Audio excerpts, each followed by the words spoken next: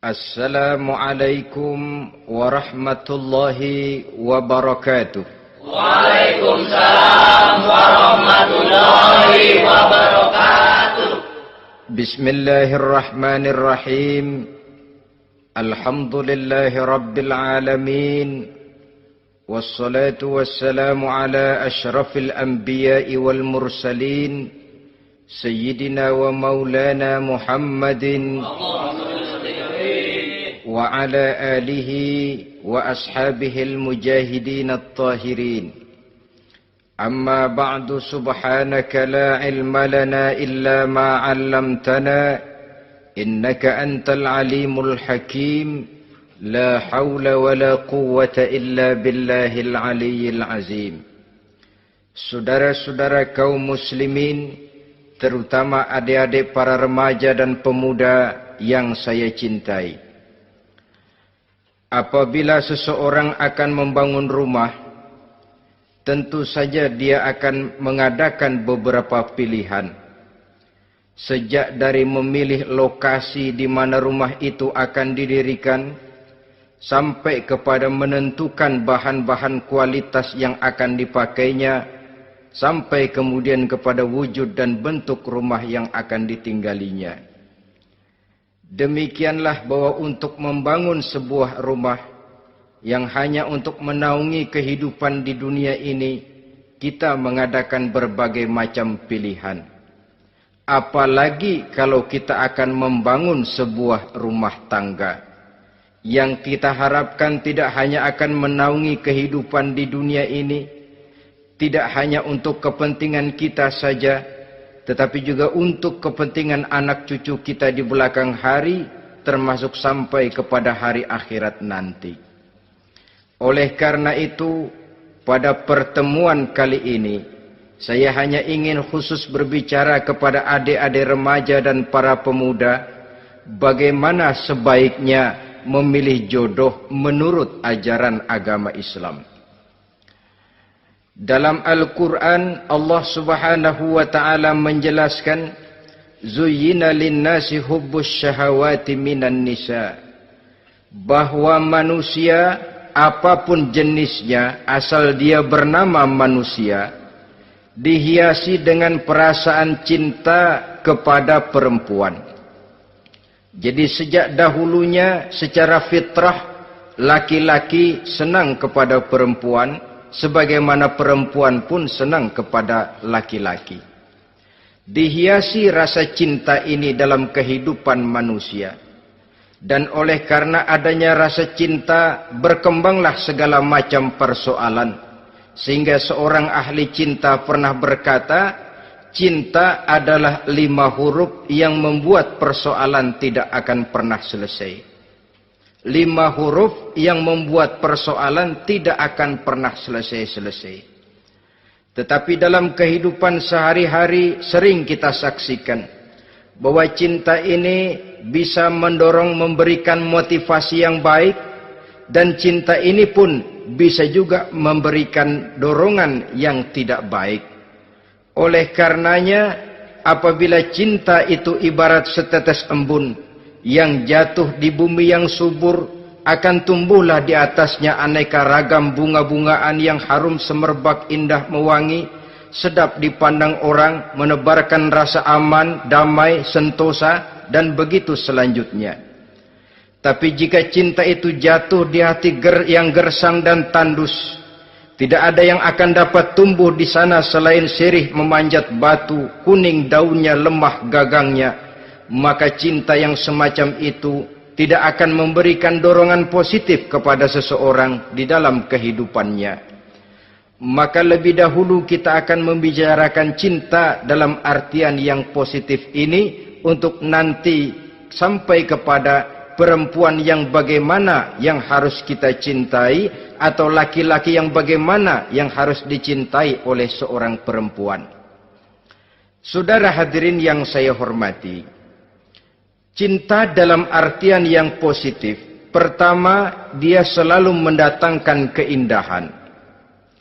Yang kedua, cinta itu memberikan energi atau semangat untuk berjuang. Dan yang ketiga, cinta itu selalu membawa resiko dalam bentuk pengorbanan. Maka cinta yang positif pertama melahirkan keindahan. Disinilah orang memerlukan filter atau saringan.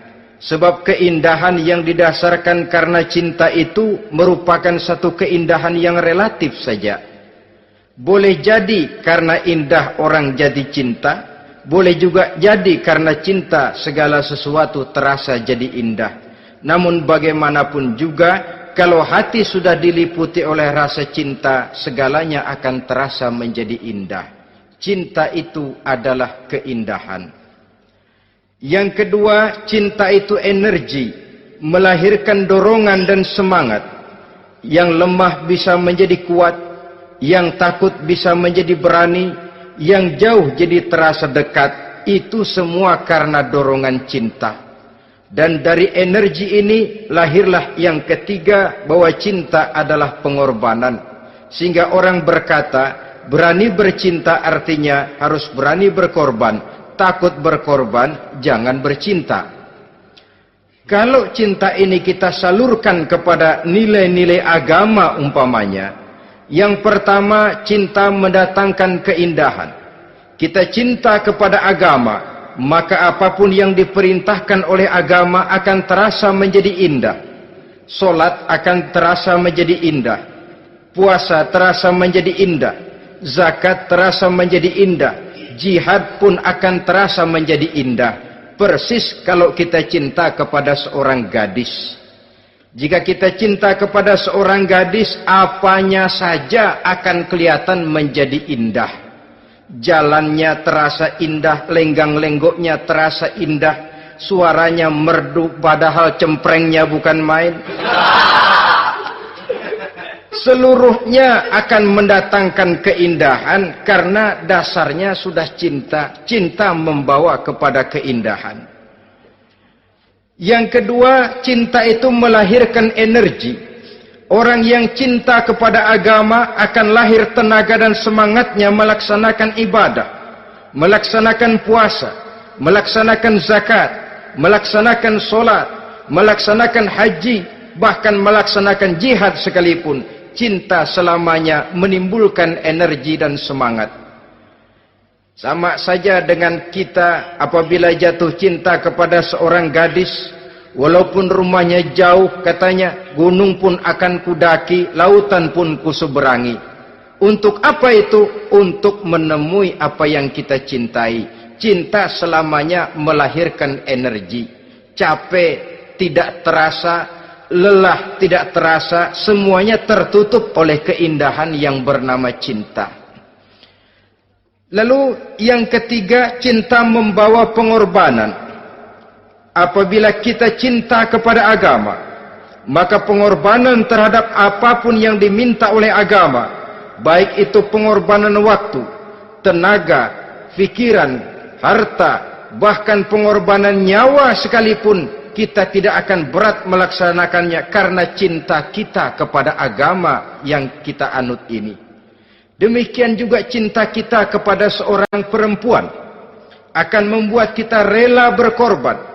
Apapun yang dia minta, jangankan kita tidak mampu, kita tidak mampu sekalipun, kita masih berusaha untuk mampu guna memenuhi tuntutan si buah hati belahan jantung. Kadang-kadang malam minggu si doi ngajak nonton. Umpamanya duit tidak ada, gajian belum, kerja enggak. Timbullah inisiatif, entah sepatu kita jual ke tukang loa, entah celana mampir dulu ke tempat lain. Yang penting kita berkorban untuk memenuhi permintaan si buah hati belahan jantung. Ketika itu pengorbanan sudah tidak kita rasakan lagi. Bahkan pengorbanan yang paling pedih sekalipun, dalam gurau, dalam bercanda misalnya, dicubit kita oleh kekasih kita, pedih bukan main, terkelupas kulit, mengalir darah, bukan nangis, nyengir. malah kadang-kadang minta tambah dicubit lagi. Itulah romantikanya cinta, sanggup membuat orang berkorban, melahirkan energi dan semangat, menambah keindahan dalam kehidupan, sepanjang dia dalam artian yang positif. Kalau demikian masalahnya, di dunia yang penuh dengan perbenturan nilai sekarang ini, orang sering salah jalan bagaimana memilih jodoh untuk membangun rumah tangga yang bahagia. Jangan lupa bahwa membangun rumah tangga ini bukan hanya untuk 1-2 bulan, bukan hanya untuk 1-2 tahun, bahkan bukan cuma untuk kehidupan dunia, lebih daripada itu pun untuk menunjang kebahagiaan di akhirat.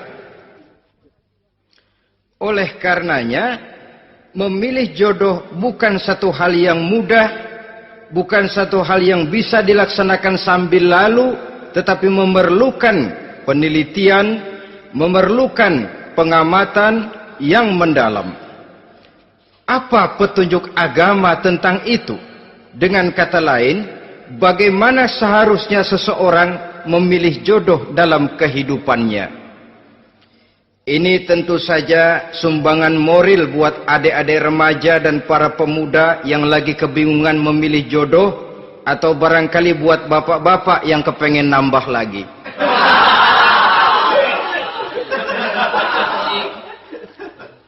Mohon maaf kepada ibu-ibu, saya tidak menganjurkan, cuma ngajarin. Yang pertama, menurut Nabi, nikahilah perempuan itu karena rupanya, karena hartanya, karena keturunannya, dan karena agamanya. Ada 4 motif utama di sini. Pertama, memilih jodoh, lihatlah rupanya. Lagian siapa yang kepengen dapat jodoh rupanya nggak karu-karuan? Cari rupa yang cantik, indah, dan menawan. Namun jangan lupa, saya katakan di zaman di mana sering terjadi benturan nilai seperti sekarang ini, orang sulit untuk mendapatkan keaslian. Di mana teknologi sudah sedemikian canggih, di mana ilmu kedokteran sudah sedemikian maju, maka berbagai macam rupa bisa dibentuk dengan apa yang dinamakan operasi plastik misalnya. Yang pesek bisa dibikin mancung, kuping yang kelebaran bisa dibikin sedang, pipi yang kembung sebelah bisa dibikin rata, janggut yang tidak menarik bisa dibikin bak lebah bergantung katanya. Oleh karena itu, kalau pilihan hanya tertuju kepada rupa yang cantik saja semata-mata, kita sudah melakukan satu kesalahan yang sangat besar. Sebab apa? Diperingatkan oleh Nabi melalui hadis Ibnu Majah, Bazar dan Baihaqi dari Ibnu Umar. Janganlah kamu kawini seorang perempuan karena kecantikannya, sebab kecantikan boleh jadi akan mencelakakan. Jangan juga kamu kawini perempuan karena hartanya, sebab kekayaan biasanya akan mendatangkan kesombongan. Tetapi kawinilah karena agama dan akhlaknya, karena itulah yang akan membawa kepada kebahagiaan. Saudara-saudara kaum muslimin, terutama adik-adik remaja dan para pemuda, dikala usia puber, apalagi mata baru terbuka, awal balik namanya, remaja sering kehilangan filter. Pokoknya asal ngelihat rupa yang sudah lemot, denok, geboy, pikiran pun hanyut, malam terkenang, siang terbayang, tidur tak nyenyak, makan tak enak katanya, selalu terbayang wajah si doi. Dikala itu orang kehilangan pertimbangan bahwa rupa yang cantik kadang-kadang sering menipu. Diriwayatkan oleh Imam Ibnu Abbas, satu hari ketika sedang kumpul dengan para sahabat, lewatlah orang dengan potongan potongan orang kaya. Kelihatan kan, orang kaya sama orang miskin jalannya aja lain kan. Jalannya saja, jangan gaya hidupnya, jalannya saja lain. Liwat dia. Rasul bertanya kepada seorang sahabat, menurut pendapatmu bagaimana orang yang lewat itu? Kata sahabat, oh, yang lewat ini ya Rasul, kalau dia meminang perempuan pasti diterima. Kalau dia menolong orang pasti berhasil. Kalau dia ngomong pasti didengerin. Kenapa? Orang kaya. Orang kaya ya Rasul. Kalau dia minang, perempuan mana yang kagak bisa menerima kalau dipinang oleh orang kaya? Biar mukanya udah belipet kayak dompet tanggung bulan. Kalau memang duitnya banyak, nggak kelihatan tuh muka yang belipet. Yang kelihatan duit. Kalau dia nolong orang, pasti berhasil apa yang dia tolong itu. Kalau dia ngomong, pasti didengerin orang. Walaupun omongannya biasa-biasa saja. Kenapa? Orang lihat penampilannya. Sudah, ketika orang itu lewat, beberapa lama kemudian lewat lagi seseorang yang kelihatannya miskin. Rasul tanya lagi, kalau orang ini, bagaimana pendapat kamu? Wah, potongan begini sih Rasul. Kalau dia minang, orang tolak. Siapa yang mau kawin sama kere begini? Kalau dia nolong orang, pasti nggak berhasil. Kalau dia ngomong, kagak bakalan ada yang mau dengerin. Siapa yang mau dengerin orang susah ngomong? Setelah orang itu lewat, apa kata Rasul? Orang yang terakhir, yang lewat ini, yang barusan lewat, jauh lebih baik dari yang pertama yang lewat tadi. Jauh lebih baik. Maksud dari ucapan ini, Rasul sebenarnya mendidik para sahabat jangan tertipu oleh penampilan. Sebab penampilan tidak selamanya mencerminkan keaslian. Apalagi di zaman sekarang, salon di mana-mana bejibun. Alis mata bisa dibikin, pipi bisa dicat. Yang pinggir kuning, yang tengah merah, di sebelah merah ada yang kehitam-hitaman, persis orang kepentok tiang listrik.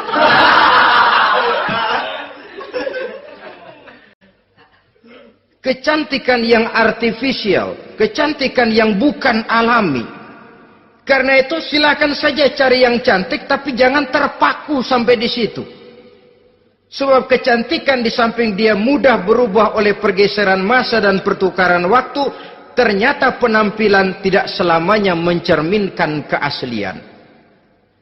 Lain hari seorang sahabat pernah mengadu, "Ya Rasul, ada apa? Inna imra'ati la turaddu yadul lamis." Ya Rasul, istri saya tidak pernah menolak tangan orang laki yang menjamahnya, mengajak salaman kepadanya. Apa jawab Rasul? Ceraiin aja. Tapi hati saya berat ya Rasul, saya cinta betul sama dia. Ya kalau hatimu berat, jaga dia baik-baik.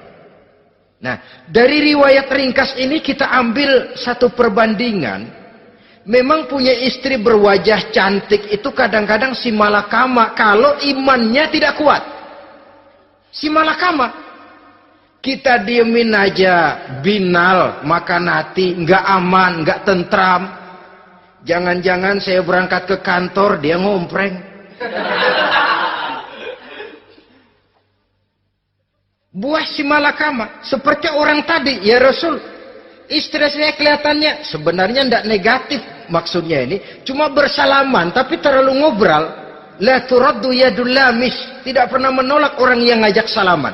Ya sekedar salaman. Tapi kan awalnya dari salaman. Kalau sudah salaman kan strum bisa ngederdet dari tangan situ. Kata Rasul sederhana saja. Ya kalau memang begitu ceraiin. Saya nggak kuat Rasul. Saya cinta betul sama dia. Kalau kau tak kuat berpisah dengan dia, jagalah dia baik-baik. Ajar, didik, tanamkan rasa keagamaan di dalam hatinya. Saudara-saudara kaum muslimin, jadi rupa yang cantik tanpa didasari oleh nilai-nilai agama akan membuat seorang suami di rumah tangganya seperti si malakama. Seperti berhadapan dengan buah si malakama kalau tidak diiringi dengan nilai-nilai moral yang luhur dan bekal agama yang tangguh. akan pergi jauh dari rumah rasanya tidak aman, sedangkan di rumah saja siapa yang akan mencari nafkah, dan begitu selanjutnya. Orang tadi jelas berhadapan dengan buah si malakama, didiamkan, makan hati. Sebab maaf, kalau seorang suami sudah tidak punya rasa cemburu terhadap istrinya, itu kan yang disebut dayus. Dan dayus itu jangankan masuk surga, bau surga saja dia tidak dapat. Tapi cemburu dalam artian bukan cemburu buta, cemburu dalam artian yang wajar. Dia cemburu, akan dikerasi, takut kalau istrinya minta cerai, sedangkan dia cintanya sudah kadung medok bener. Si malakama jadinya. Nah, ini juga satu riwayat yang memberikan gambaran kepada kita. Pilihan, silakan cari rupa yang cantik saja. Cari yang cantik. Tapi kalau itu dijadikan motif utama tanpa dasar-dasar agama, saya khawatir nanti rumah tangga kita akan berhadapan dengan buah si malakama. Jadi adik-adik remaja, usaha, ikhtiar, cari yang cantik, yang kira-kira nggak membosenin. Supaya kita betah tinggal di rumah, supaya kita merasa ada tempat berbagi rasa, ada tempat kita bernaung. Sebab kalau nyari bini sebini-bininya mah, ya jodoh di tangan Tuhan, kagak usah nyari juga ntar datang diri, umpamanya. Iya, kalau yang datang peot. Orang harus berusaha, walaupun pada akhirnya jodoh toh memang ditentukan Allah. Kan 3 hal yang kita tidak bisa menentukan itu katanya. Maut, rezeki, jodoh. Itu yang masuk mysterious problem. Problem yang misterius. Maut, misterius. Kapan kita mati, kita sendiri tidak tahu. Tahun depan, 50 tahun lagi, 100 tahun lagi, tidak pernah seorang pun diberitahu. Tapi yang pasti dia bakal datang. Kapan dan di mananya kita tidak tahu. Bisa di rumah, bisa di masjid, ya alhamdulillah. Bisa di majelis taklim, syukur. Bisa di medan perang membela agama, bagus. Pasti dia akan datang. Maut, mysterious problem. Sesuatu yang kita tidak tahu kapan datangnya. Rezeki, gitu juga. Sehingga orang sering bilang, rezeki katanya kayak bayangan. Kita ubur-ubur dia lari, kita diam dia mah diam. Setengah mati kita ubur-ubur. Emang ukuran segitu, segitu aja. Begitu kita nggak ngapa-ngapain, datang yang bawain rezeki. Namanya rezeki itu mysterious problem. Kadang-kadang ngobek, sungsang, sumbol, udah segala tanah orang kita ukur-ukurin. Udah segala ngomong sudah nggak ada yang loh, tuh sudah buta. Tapi memang bayangan, kalau belum rezeki ya belum. Kadang-kadang nyari kode sampai tidur di kuburan. Belepotan tanah kuburan loh. Yang aneh lagi kadang-kadang orang gila ditanyain. Allahu Akbar, ini kode-kode zaman sekarang ini. Sampai orang waras nanyain orang gila, itu gimana itu? Ini sudah efek yang betul-betul negatif. Sudah jelas orang gila kok ditanya. Apa kira-kira yang nanya nggak lebih gila dari yang gila itu?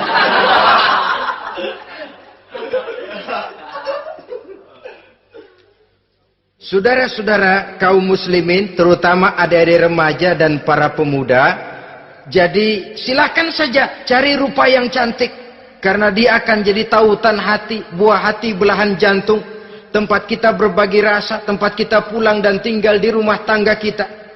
Tapi hendaknya kecantikan rupa itu diiringi juga dengan kecantikan budi. Karena itu cari rupa yang cantik. Ini pilihan utama. Yang kedua, kata Nabi, harta, cari yang kaya. Tetapi jangan lupa, jangan dijadikan pilihan utama. Karena kekayaan sering mendatangkan kesombongan. Apalagi kalau seorang pemuda mendapat istri orang kaya. hidupnya dimodali oleh istrinya, maka biasanya wibawanya sebagai seorang suami akan hilang. Akhirnya komando di tangan istri. Dikala itulah suami tidak lebih daripada prajurit yang taat kepada komando istrinya. Padahal menurut konsep Quran, ar-rijalu qawwamuna 'alan nisa, laki-laki diciptakan sebagai pembimbing bagi perempuan. Kalau nanti suatu saat terjadi benturan, sedangkan modal diberikan oleh istri, terjadilah pengungkitan. Kata istrinya apa? Lu jangan bertingkah, lu kan kawin sama gue modal lu kolor doang.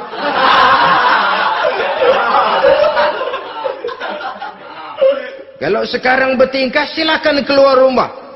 Bawa seperti engkau datang dulu. Jangan bawa apa-apa. Pergilah seperti engkau datang dulu kemari. Hilanglah wibawa seorang suami. Suami kalau udah digentak sama istri begitu, ngelempuruk kayak ayam sampar. Di mana lagi letak wibawanya? Harta sering mendatangkan kesombongan. Oleh karena itu, walaupun diperintahkan cari yang keturunan orang kaya, tapi maksudnya jangan dompleng. Sebab kepribadian seorang suami akan ditentukan oleh sifatnya sendiri. Keberadaannya ditentukan oleh karya dan perbuatannya sendiri. Itulah yang akan menampilkan kepribadian dia dalam kehidupan di masyarakat ini. Saudara-saudara kaum muslimin, terutama adik-adik remaja dan para pemuda, kan kadang-kadang di zaman sekarang kan kelas-kelas gigolo, playboy ya, nyari tante-tante kesepian, mejeng-mejeng di pinggir-pinggir jalan dengan harapan apa? Ya barter lah, tukar tambah. Nah, supaya dapat rokok, dibelikan pakaian, motor dan sebagainya. Tapi yang jelas hilang harga diri sebagai laki-laki, dan itu yang paling mahal. Kalau seorang laki-laki sudah kehilangan harga diri, apalagi yang bisa dibanggakan dalam kehidupan ini? Apa artinya naik mobil kalau kepala tertunduk ke bawah? Apa artinya jalan di tengah masyarakat kalau kita tidak bisa menengadah dengan satu kebanggaan? Hilangnya harga diri merupakan kehancuran awal dari sebuah pribadi yang untuk jangka panjang kita tidak akan bisa lagi berbuat banyak. Tanpa harta orang memang sulit untuk bahagia, tapi harta semata-mata bukan merupakan jaminan bahwa orang lantas akan bahagia. Saya barangkali harus berkata, banyak orang miskin yang kaya, tapi tidak sedikit orang kaya yang miskin. Saya ulangi ini. Banyak orang miskin yang kaya, tetapi tidak sedikit orang kaya yang miskin. Nah, bagaimana pengertiannya? Orang miskin yang kaya, materinya sederhana, peralatan rumah tangganya sederhana, tapi hatinya kaya. Oleh karena hatinya kaya, jiwanya lapang. Sebaliknya, orang kaya yang miskin, di tengah kelimpahan materi yang berlimpah, segalanya serba ada, hatinya yang miskin. Kelimpahan materi tidak akan sanggup mengobati kemiskinan hatinya. Sehingga di tengah kehidupan yang serba ada, dia masih merasa kurang, maka dia tidak pernah cukup. Di tengah kemilauan dan gemerlapan serta glamornya rumah mewah, dia merasa hidup di tengah gurun pasir yang gersang dan tandus. Karena itu, biarlah miskin harta tapi kaya budi, daripada kaya harta tapi miskin budi. Lebih utama lagi, kaya harta, kaya budi. Itu idealnya.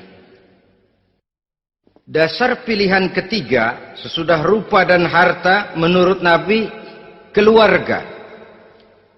Faktor keturunan sangat menentukan.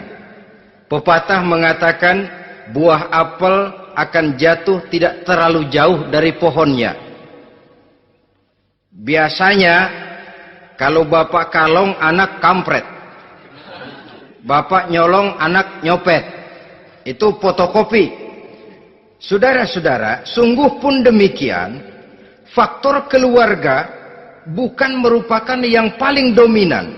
Karena segalanya memang bergantung kepada hidayah dari Allah Subhanahu wa ta'ala. Kalau hidayah datang, bisa saja anak maling bisa jadi kiai. Kalau hidayah datang, bisa saja anak nabi malah ikut bersama orang-orang kafir. Pada akhirnya orang mau besar atau tidak, bukan dengan jalan menyempeng kepada keturunan orang lain, tapi ditentukan oleh kepribadian dirinya sendiri. Tidak bisa kita menjadi besar dengan menyebut kebesaran orang lain. Itu sebabnya dicontohkan oleh Imam Ali pada saat beliau berkata, "Laisal fata may yaqulu kana abi, walakinnal fata may yaquluha anadha." Anak muda yang gentleman adalah anak muda yang berani berkata, "Inilah saya." Bukan anak muda yang membanggakan leluhurnya. Ini kan zaman sekarang ini lagi ngetop-ngetopnya lagu-lagu cengeng katanya toh. Sebenarnya menurut saya bukan cuma lagu cengeng yang jadi masalah. Lagu cengeng cuma satu efek dari sikap yang lebih utama dari itu, yaitu mental cengeng. Kalau mental sudah cengeng, apapun yang kita lakukan akan jadi cengeng. Tidak cuma lagu, kebudayaan yang lahir akan kebudayaan cengeng. Jadi pengusaha cengeng. Jadi pejabat cengeng. Jadi kiai cengeng. Kenapa? Mental cengeng. Di antara mental cengeng itu apa? Mengandalkan fasilitas atasan. Kalau tidak ada fasilitas dari atas, lantas tidak bisa berbuat apa-apa. Cengeng. Menjadi besar bukan karena karier pribadi, tapi karena nasib katrolan. Itu pun termasuk mental cengeng. Sedikit gagal, B. Bagaimana B? Sedikit jalan buntu, babe. Sedikit deadlock, babe. Lu ngapain babe lu melulu? Saudara hadirin yang saya hormati, jadi lebih penting dari sekedar lagu-lagu cengeng, saya malah lebih suka bicara mental cengeng ini. Mental yang cepat putus asa. Mental yang tidak mau mengeluarkan usaha maksimal. Mental yang hanya mengandalkan fasilitas. Sedangkan pribadinya tidak lebih daripada pribadi sumuhun dawuh, pribadi kulo nuwun, pribadiku maha juragan wae, pribadi oke bos, pribadi asal bapak senang. Bukankah itu semua merupakan cermin dari mental-mental yang cengeng, yang untuk jangka panjang tidak akan pernah menguntungkan daripada pembangunan bangsa dan negara yang kita cintai ini. Seseorang mau besar atau tidak, bukan dengan jalan menyempeng kepada kebesaran orang lain. Bahkan Syauqi dalam sebaik syairnya yang lebih tegas mengatakan, wa syarrun nasi zu khumulin iza fakhartahum zakarul jaduda wa syarrun nasi wa khairun nasi zu syarafin qadimin aqama li nafsihi syarafan jadida. Generasi yang paling jelek adalah generasi pemalas. Kalau kelihatan orang lain lebih hebat dari dia, disebut-sebutnya kebesaran nenek moyangnya. Dia sendiri nggak punya prestasi apa-apa. Kerjanya cuma ngandeli babe. Kerjanya cuma menggelayuti fasilitas orang tuanya. Tanpa itu, dia tidak akan punya nilai dan harga sama sekali. Ini generasi paling jelek. Kalau orang lain kelihatan lebih hebat, dia sebut nenek moyangnya. Lo sih belum apa-apa lo, baru kopral lo. Engkong gua no, Komandan Hansip. Engkongnya yang disebutin. Dia sendiri tidak punya prestasi apa-apa. Jadi silahkan saja cari gadis dari keturunan keluarga yang baik-baik. Tapi jangan jadikan tendensi utama, jangan dengan niat untuk menyempeng kepada kebesarannya. Tapi paling tidak dengan niat agar mudah-mudahan dari benih yang baik ini akan lahir keturunan-keturunan yang baik pada akhirnya nanti. Itu yang kita harapkan. Bukan lalu dengan pertimbangan, weh, mertua gue bos nih, kali aja begitu gue kawin aja mampus. Ini semua warisan kan jatuh kemari semua. Kalau itu niatnya sudah jelas salah. Kita mencari perempuan dengan keturunan-keturunan yang baik dengan berharap agar anak-anak kita nanti yang akan merupakan benih cucunya akan melahirkan kebaikan-kebaikan seperti leluhurnya dulu. Saudara, pilihan yang keempat kata Nabi, agama. Ini yang paling inti. Kenapa? Agama itu motivasinya moral. Di sini segalanya ditentukan. Rupa yang baik, harta yang banyak, keluarga yang luhur. Kalau sudah dilandasi oleh agama yang rapuh, bahkan tidak beragama sama sekali, ketiga hal di atas tadi hanya akan mendatangkan malapetaka.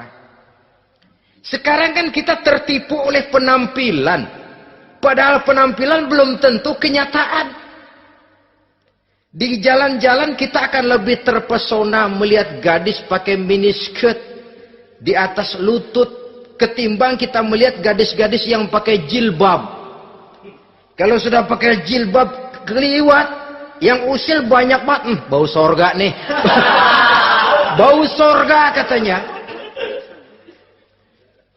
Tapi kalau sudah yang pakai miniskirt itu yang lewat, itu dari ujung ke ujung mata kagak mau kedip. Laler nemplok di mata kagak dirasain. Kita terpesona oleh penampilan zahir, padahal penampilan belum tentu memantulkan hal yang sebenarnya. Tapi memang itulah watak manusia. Watak manusia, saya katakan manusia tanpa kecuali. Tetapi bergantung kepada pemikiran jangka pendek atau jangka panjang. Kalau jangka panjang yang kita pikirkan, ya tentu kita tidak akan mudah terpesona oleh hal yang zahir. Sampai-sampai Quran sendiri mengatakan budak yang hitam legam tapi beriman itu lebih baik daripada orang-orang musyrik walaupun cantik, denok, lemot, geboy. Ada lagi nggak bahasa yang lebih dari itu? Cantik, denok, lemot, geboy, bahenol, nerkom. Tapi kafir masih lebih baik budak yang hitam legam sekalipun. Kalau dia beriman. Kenapa? Rumah tangga untuk jangka panjang. Sebab itu Islam tidak membolehkan kawin campuran dengan lain agama. Walaupun ada ayat yang mengatakan boleh kawin dengan ahlul kitab. Tapi sebagian mufassir menjelaskan bolehnya kawin dengan ahlul kitab itu dalam kondisi darurat. Dalam kondisi normal tidak bisa. Kenapa? Kalau sudah berlainan agama, akan terjadi kerancuan rumah tangga untuk jangka panjang. Bagaimana membina dalam keharmonisan di rumah tangga? Bagaimana nasib anak-anak nanti? Kadang-kadang ada keluarga, kami sih keluarga modern. Anak-anak kami berikan kebebasan untuk milih agama apa saja. Bapaknya Islam, istrinya Kristen, anaknya ada yang Hindu, Buddha. Bagus nih, keluarga pecel namanya. Bagaimana keluarga modern bisa seperti itu? Padahal seorang suami bertanggung jawab di hadapan Allah. Dia akan ditanya tentang istrinya. Dia akan dimintakan pertanggungan jawab tentang anak-anaknya. Kalau istri kita berlainan agama, mungkin terjadi pengkaplingan. Pokoknya kalau anak perempuan ikut ibu, anak laki ikut bapak. Administrasi dunia bisa begitu. Tapi akhirat, pertanggungan jawab di hadapan Allah. Bisakah kita? Sorry aja Tuhan emang janjinya begini. Saudara hadirin yang saya hormati, oleh karena itu budak legam hitam kalau beriman masih lebih baik daripada orang-orang yang tidak beriman walaupun cantik dan mempesona. Kenapa? Ini faktor agama. Ya buat 1-2 bulan bisa terwujud rumah tangga yang tentram. 2-3 tahun mungkin masih bisa bertahan, tapi sampai kapan? Sampai kapan itu akan terwujud? Pada akhirnya akan muncullah dilema. yang akan sulit buat diatasi. Oleh karenanya motif agama dijadikan stres oleh Nabi. Fasfar bizatiddin taribat yadak. Pilih agama sebagai titik sentral, sebagai pilihan utama. Kalau agamanya kuat, walaupun rupanya sederhana, tapi karena nilai agamanya kuat, dia bisa menyenangkan hati suaminya. Dia bersolek untuk kepentingan suaminya. Dia taat kepada suaminya. Harta, dia anak orang kaya untuk membantu perjuangan suaminya. Tapi kalau tidak ada modal agama, rupa yang cantik bisa menyengsarakan suami. Apalagi kalau suami kere. Istrinya sudah cantik, kaya ataupun tidak kaya kadang-kadang. Udah, suaminya suruh ngempuk di rumah, bininya yang kerja. Ya kalau kerja mendingan kalau dikerjain itu.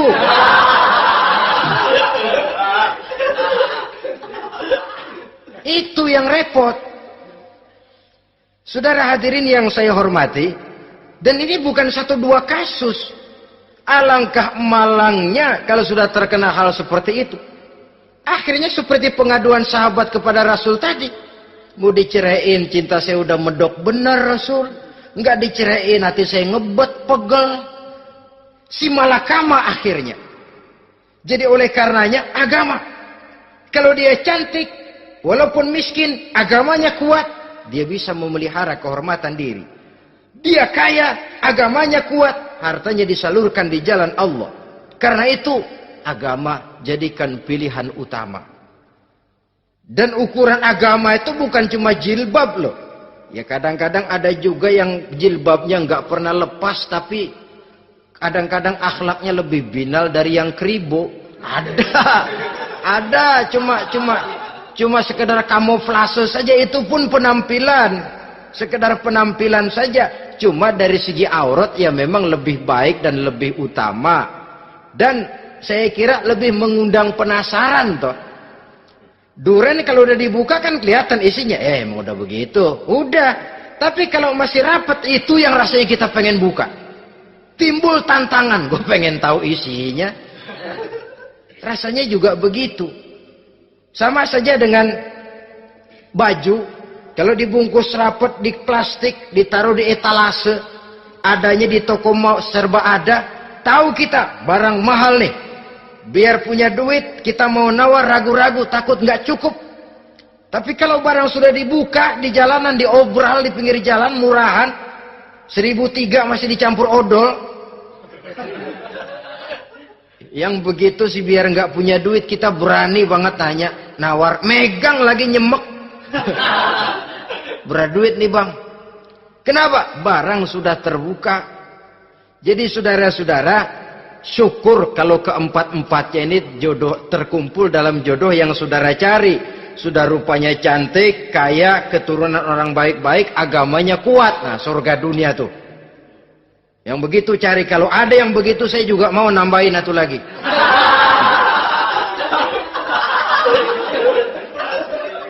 Tapi yang kumpul keempat-empatnya ini terus terang saja langka. Makhluk langka ini. Kadang-kadang cantik, kaya, keluarganya hebat, agamanya nol, akhlaknya kayak setan. Tapi yang paling celaka kalau empat-empatnya kagak ada. Rupanya jelek, melarat, bapaknya biang maling, kagak beragama lagi. Apanya yang mau dipilih? Mampus saja mendingan. Sudah nggak ada pilihan sama sekali tuh. Sudah nggak ada pilihan sama sekali. Saudara hadirin yang saya hormati, terutama adik-adik remaja. Nah, lalu apa motivasi agama dalam pembinaan ini apa? Agama ini kan memberikan contoh bahwa perempuan yang baik itu, yang kita ingin jadikan dia sebagai ideal dalam pencarian jodoh, tandanya 3. Iza ra'aitaha saratka, kata Nabi. Kalau dipandang, dia bisa menggembirakan kamu. Kan ini yang penting buat seorang suami. Kalau saudara nanti jadi suami, punya istri yang jadi partner setia mendampingi suaminya. Kalau dilihat nggak bosenin. Kenapa? Dia berdandan untuk nyenangin hati suaminya. Nggak bosenin. Kan kadang-kadang ada bini kalau kita pulang demok aja fotonya.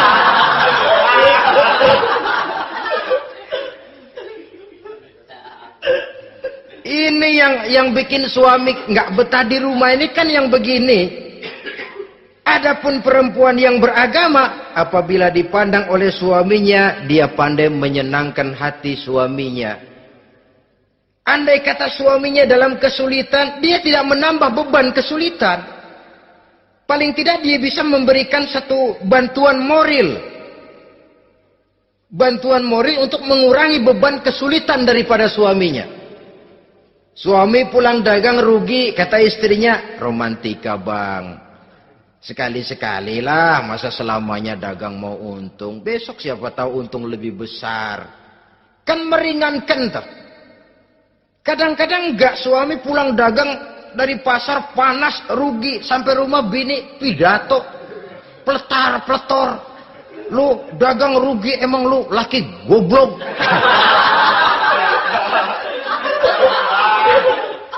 Sudahlah di pasar rugi, di rumah digoblok-goblokin. Ini nanti kena penyakit broken home yang begini ini. Padahal kesuksesan di kantor, kesuksesan di pasar, kesuksesan di medan tugas selalu dimulai dari kesuksesan dan ketenangan dari rumah tangga. Dia berhias untuk kepentingan suaminya, tidak terlalu berlebihan. Dan suaminya pun pandai menghargai istrinya dengan kata-kata yang menimbulkan gairah dan semangat. Melihat istrinya bersorak, kamu makin cantik saja. Jangan juga kadang-kadang suami ketus. Ngelihat daksu pulang kantor, lihat suaminya, istrinya dandan rapi. Tumben lu mau bekasin apa? Mau bekasin katanya. Artinya apa ini? Pandai mengembirakan, bisa tenggang rasa, bisa berbagi rasa. Sehingga suami merasa ada tempat dia bertukar pikiran, ada tempat dia membicarakan persoalan. Dialog dalam kehidupan berumah tangga itu sangat diperlukan. Iza ra'aitaha sarratka, kalau dipandang dia sanggup mengembirakan kamu. Dikasih uang 500 senyum, 5.000 pun ketawa. Menggembirakan. Dia bisa taruh kata hatinya kesel, tapi mulutnya senyum. Nah ini yang sulit ini. Senyum tapi kesel, kesel tapi senyum. Kadang-kadang istri itu kan kalau sudah kesel, suami pulang nggak bisa dia menyembunyikan kekesalannya. Dari jauh suami sudah lihat ini yang nyambut, ini bemo ini. Udah monyong, serem. Saudara hadirin yang saya hormati, yang kedua, bila diperintah dia taat. Ini pengaruh agama. Sehingga Nabi mengatakan, "Lau amartu li ahadin ayyasjuda ila ghairiha, la amartul mas'ada la amartul mar'ata litasjuda ila zawjiha likibari haqqihi 'alaiha." Andai kata saja boleh aku memerintahkan manusia untuk sujud kepada sesama manusia, pastilah aku perintahkan perempuan untuk sujud kepada suaminya. Kenapa? Karena besar hak suaminya kepada dirinya. Untung sujud kepada manusia tidak boleh. Andai kata boleh, perempuan disuruh sujud sama suaminya. Ini tidak perlu sampai sujud, cium tangan saja minta ridho suami. Kadang-kadang perempuan sekarang berat. Paling banter setahun sekali lebaran doang. Laki pulang sembahyang tubruk, cium tangan minta redo, nangis segala macam. 3 hari habis lebaran beras habis, monyong aja lagi.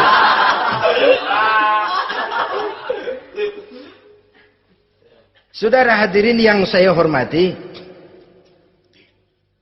yang ketiga, akibat pengaruh agama, dia sanggup memelihara kehormatan diri dan sanggup menjaga harta suaminya. Memelihara kehormatan diri baik pada saat suaminya di rumah atau pada saat suaminya tidak ada di rumah. Satu riwayat, Seorang sahabat akan pergi perang jihad di fi sabilillah. Ketika mau berangkat dia bilang kepada istrinya, saya mau berangkat perang. Kalau saya belum pulang kamu jangan keluar rumah. Baik bang. Pergi istrinya. Pergi suaminya jihad. 1 minggu, 2 minggu berlalu belum juga pulang. Satu hari datang utusan dari rumah orang tua si istri ini. Assalamualaikum bu. Waalaikumsalam. Ada apa? Ada berita kurang enak bu, orang tua ibu sakit parah, mohon tolong ditengokin. Apa kata si istri? Maaf saja, suami saya belum pulang dari medan perang, saya belum dapat izin keluar rumah kalau dia belum pulang. Tolong sampaikan maaf saya kepada orang tuanya. Pulanglah utusan tadi. Besok balik lagi. Bu, ada apa? Udah Senin Kemis. Napasnya sudah sampai tenggorokan. Tolong tengokin buat terakhir kalinya bu. Suami saya belum pulang. Dia pesan kalau dia belum pulang saya jangan keluar rumah. Saya nggak bisa tengokin orang tua saya. Salam maaf saja. Pulang utusan itu. Besok balik lagi. Bagaimana? Sudah meninggal bu. Mau dikubur. Tengokinlah buat terakhir kalinya. Suami saya belum pulang. Saya belum berani keluar rumah kalau suami saya belum pulang. Itu janji saya sama suami saya. Pulanglah utusan ini ngadu kepada Rasulullah sallallahu alaihi wasallam. Ya Rasul, ini perempuan kelewatan benar. Dari orang tuanya sakit sampai sekarat, sampai mati, sampai dikuburin dia nggak nengokin. Memangnya kenapa? Suaminya katanya pergi jihad. Dan suaminya tidak mengizinkan dia keluar rumah. Kalau si suami belum pulang. Apa jawab Rasul? Marahkah beliau? Tidak. Beliau senyum. Apa katanya? Dosa orang tua yang meninggal ini telah diampuni oleh Allah karena dia punya anak perempuan yang begitu taat kepada suaminya. Allahu Akbar. Dosa orang tua yang sudah meninggal itu diampuni oleh Allah karena dia punya anak perempuan yang begitu taat kepada suaminya. Ketaatannya kepada suaminya menyebabkan dosa orang tuanya diampuni oleh Allah subhanahu wa ta'ala. Suami pergi jihad, orang tua sakit keras, tidak berani dia keluar rumah. Itu tandanya bisa menjaga kehormatan diri. Kalaupun satu saat suaminya manggil, bu, tolong ambilin uang di dompet. Dompetnya dibawa, bang, ambil saja sendirilah, nanti salah ambil lagi saya. Kadang-kadang enggak, suaminya pergi mandi, dompet berantakan. Saudara hadirin yang saya hormati, ini motivasi agama. Jadi kecantikan zahir yang diimbangi dengan kecantikan batin oleh karena pengaruh agama tadi. Kalau sudah kemari, orang tidak perlu mikir-mikir operasi plastik. Bikin yang pesek jadi mancung supaya orang tertarik. Bikin belakang yang kurus jadi menarik. Tidak. Orang tidak perlu lagi pakai susuk-susukan. Dipasang di bibir supaya kalau senyum orang gempor. Supaya kalau ngomong orang percaya. Dipakai di kuping supaya macam-macam. Tidak perlu lagi. Pakai jompa-jampe, pelet-peletan supaya kalau diludahin orang ngikut. Nggak perlu lagi. Kenapa? Cinta itu nature, sesuatu yang alamiah, yang tidak bisa dipaksakan. Dia kudrati, karunia dari Allah. Tidak bisa cinta dipaksakan. Kalaupun bisa, dengan ilmu pelet, oh saudara bisa membuat orang jatuh cinta, ya 2-3 hari, 4-50 hari. Kesananya apa yang akan terjadi?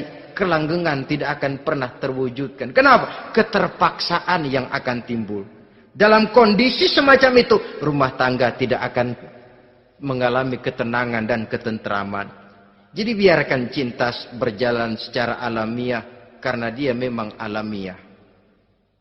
Saudara-saudara, nah sekarang kalau sudah ketemu nih, yang 4 tadi, rupa cantik, keturunan boleh, kaya lumayan, agama kuat. Apa yang harus kita cari? Apa yang harus kita lakukan? Apa pakai pepatah anak sekarang? Aku lihat aku pikat, aku dapat, aku sikat, aku minggat. Bangsat.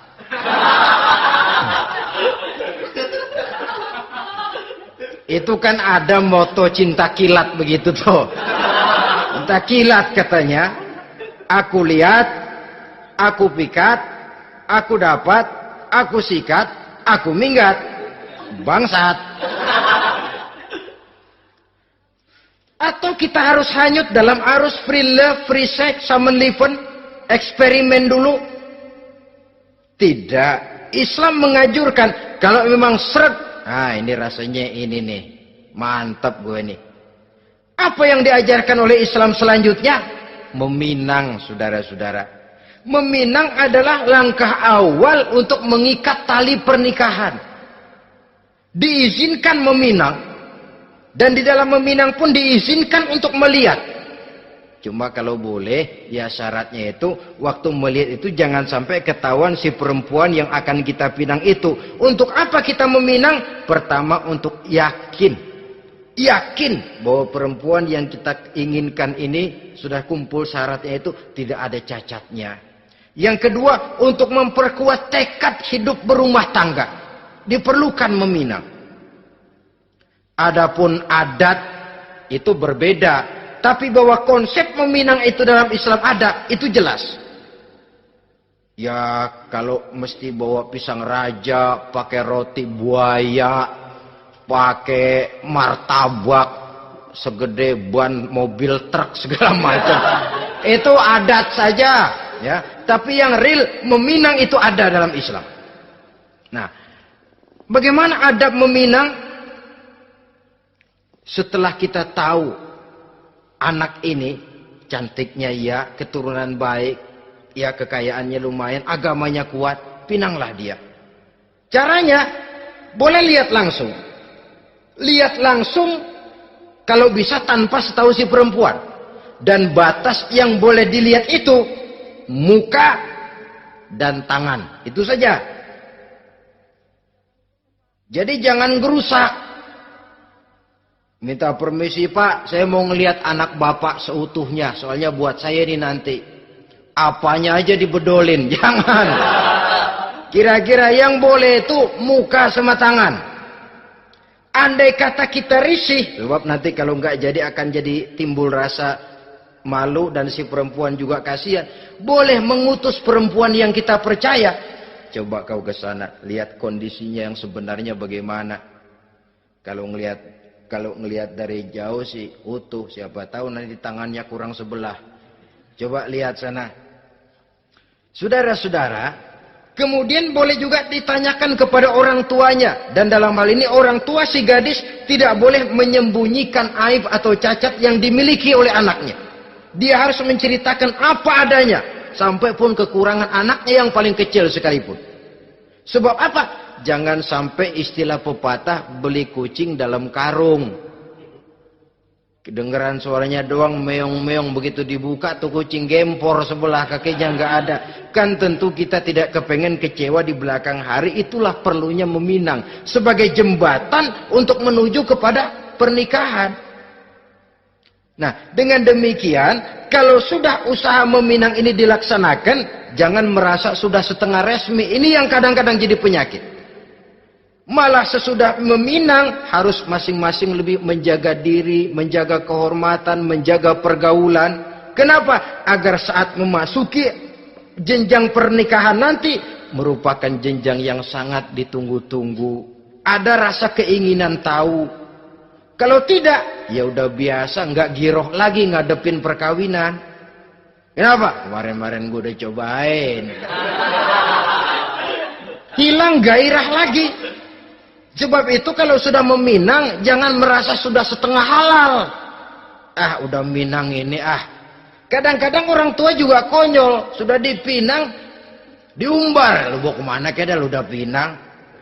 Padahal meminang itu cuma langkah awal. Sedangkan selanjutnya harus lebih berusaha menjaga kehormatan diri. Sampai pada saat nanti pelaksanaan pernikahan. Nah, saudara-saudara, terutama adik-adik remaja dan para pemuda, walaupun agak sekilas memang karena terbatasnya waktu pada pertemuan ini, mudah-mudahan bisa memberikan gambaran yang sepintas tentang bagaimana sebaiknya kita memilih jodoh di dalam membina rumah tangga yang bahagia. Semoga ada manfaatnya. Terima kasih atas segala perhatian. Mohon maaf atas segala kekurangan. Usikum wa nafsi bitaqwallah. Wassalamualaikum warahmatullahi wabarakatuh.